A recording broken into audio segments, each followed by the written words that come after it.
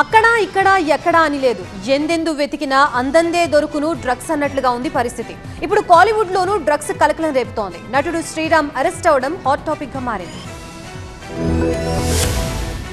Drugs కేసులో సినీ నటుడు శ్రీరామ్ ను చెన్నై పోలీసులు అరెస్ట్ చేయడం ఇప్పుడు తమిళనాట చర్చనీయాంశమైంది. డ్రగ్ పెడ్లర్ ప్రదీప్ ఇచ్చిన సమాచారంతో విచారణ చేపట్టిన అధికారులు శ్రీరామ్ కి వైద్య పరీక్షలు నిర్వహించగా పాజిటివ్ వచ్చినట్టుగా తెలిచారు. ఆయనతో పాటు మరో వ్యక్తిని కూడా అదుపులోకి తీసుకున్నట్టు తెలుస్తోంది. మరికొందరి కోసం పోలీసులు ముమ్మరంగా గాలిస్తున్నారు. మొన్న మధ్య చెన్నైలోని ఓ బార్ లో అన్నాడీఎంకే మాజీ నేత ప్రసాద్ తాగి సిబ్బందితో గొడవకు దిగాడు. పోలీసులు అతన్ని అరెస్ట్ చేసి విచారించగా డ్రగ్స్ వ్యవహారం బయటపడింది. హీరో శ్రీరామ్ కోసం ప్రదీప్ అనే వ్యక్తి తన దగ్గర కొకైన్ కొనుగోలు చేసినట్లుగా ప్రసాద్ వెల్లడించాడు. ప్రదీప్ కు 40 సార్లు డ్రగ్స్ అమ్మినట్టుగా అంగీకరించాడు.